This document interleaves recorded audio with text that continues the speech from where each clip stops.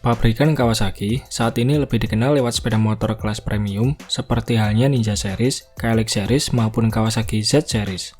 Namun siapa sangka, dulu ketika pasar motor bebek dan Ayako ramai di Indonesia, Kawasaki pernah mengeluarkan sebuah produk motor bergenre Ayako yang dinamakan sebagai Kawasaki Athlete 125. Motor ini dirilis oleh Kawasaki Motor Indonesia pada tahun 2008 lalu. Sekilas kalau kita perhatikan, tampilan desain dari Kawasaki Athlete ini nampak terlihat absurd. Dan kalau boleh saya katakan, desainnya ini nggak kalah absurd sama Honda CS1 yang kala itu juga bermain di segmen yang sama. Keanehan pertama, tentunya bisa kita lihat pada bagian lampu depan, di mana desain Mika headlamp Kawasaki Athlete ini mirip seperti kepala cangcorang alias belalang sembah. Kemudian kita geser ke bagian tengah, posisi tangki bahan bakar Kawasaki Athlete tidak terletak di bawah jok seperti pada umumnya, melainkan posisinya berada di depan persis seperti tangki motor sport batangan. Produk motor bebek Kawasaki saat itu sepertinya memang sedang ingin berinovasi soal tata letak tangki ya. Soalnya Kawasaki ZX130 kala itu juga mempunyai posisi tangki berada di depan, yang mana gara-gara posisi tangki ini, ZX130 seringkali mendapatkan hujatan karena kabarnya bisa meledak kalau bertabrakan. Meskipun inovasi tangki Kawasaki Athlete 125 cukup berguna untuk pengendara, namun sayangnya hal ini jugalah yang membuat desainnya kelihatan tambah absurd. Dari semula bodyworknya sudah bergaya sporty, di bagian tengahnya justru malah kelihatan kayak ada punuk yang cukup mengganggu penampilan. Bagian suspensi belakang Kawasaki Athlete kalau kita perhatikan juga nampak berbeda, di mana posisinya lebih miring dibandingkan monoshock pada umumnya.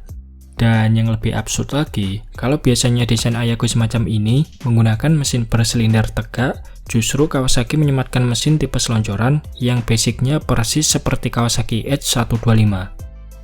Mesin tersebut mempunyai kubikasi 125cc, SOHC 2 klep berpendingin udara, pengkabutan bahan bakar karburator, serta transmisinya 4 percepatan tanpa kopling. Mesin ini sanggup menghasilkan tenaga 9,7 horsepower dan torsi 8,6 Nm. Generasi pertama Kawasaki Athlete 125 bertahan dari tahun 2008 sampai tahun 2011. Pada tahun 2012, Athlete 125 mendapatkan facelift desain dengan perubahan utama pada bagian headlamp, desain bodywork tampil lebih tajam, serta lampu seinnya dibuat terpisah. Desain generasi kedua ini terlihat lebih mending ketimbang generasi sebelumnya. Namun dari segi angka penjualannya justru malah mengalami penurunan. Padahal Athlete 125 kala itu hadir sebagai Ayako termurah yang ditawarkan dengan harga 15 jutaan. Penurunan angka penjualan tersebut kemungkinan disebabkan karena pesaing sekelasnya terlalu kuat, misalnya seperti Satria FU yang saat itu dijual 18 jutaan, jauh mengungguli Kawasaki Athlete karena mengusung mesin 150cc DOHC 6 speed. Kemudian pesaing terdekatnya yaitu Honda CS1, meskipun mempunyai kapasitas mesin sama yaitu 125cc, dengan selisih harga 2 jutaan, pembeli CS1 bisa mendapatkan mesin silinder tegak dengan transmisi 5 percepatan, kopling manual, serta mempunyai tenaga lebih besar tentunya.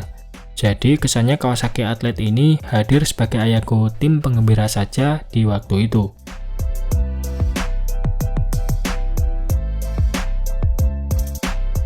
Pada tahun 2015, Kawasaki merilis Athlete Pro 125 sebagai generasi ketiga dari Kawasaki Athlete. Pada generasi ini, Kawasaki merombak total bagian desain sekaligus framenya, sehingga tampilan dari Athlete Pro ini terlihat lebih padat, sporty, dan jauh lebih enak dilihat tentunya. Selain sektor desain, Kawasaki juga mengupgrade mesinnya dengan penambahan kopling manual, karburator lebih besar, serta perangkat katalis converter agar sesuai standar emisi Euro 3. Mesin terbaru ini mempunyai catatan tenaga sedikit turun menjadi 9,6 horsepower, namun dari segi torsinya meningkat menjadi 9,2 Nm. Sayangnya ubahan cukup signifikan tersebut nyatanya sama sekali tidak membuat Kawasaki Athlete laris manis di pasaran. Penjualannya justru anjlok, bahkan dalam 1 bulan rata-rata motor ini hanya terjual sebanyak 150 unit saja. Meskipun kurang laris di pasaran, pihak Kawasaki Motor Indonesia tetap mempertahankan penjualan Athlete Pro dikarenakan motor ini menjadi komoditi ekspor yang mana tiap bulannya KMI bisa menjual Athlete Pro sebanyak 500 unit ke pasar Filipina. Di sisi lain, pihak Kawasaki Motor Indonesia juga pernah mengungkapkan bahwasannya motor ini hanya diproduksi berdasarkan pesanan konsumen saja. Jadi, semisal ada pesanan 100 unit, maka pihak Kawasaki juga hanya akan membuatnya sebanyak 100 unit saja. Jadi, mereka sama sekali tidak memaksakan penjualan Athlete Pro, dikarenakan pada saat itu, penjualan produk sportsbike mereka seperti Ninja 250 kian meningkat. Masa bakti Ayago Kawasaki paling absurd ini tidaklah begitu lama. Pada tahun 2018, produksi Athlete resmi dihentikan oleh Kawasaki.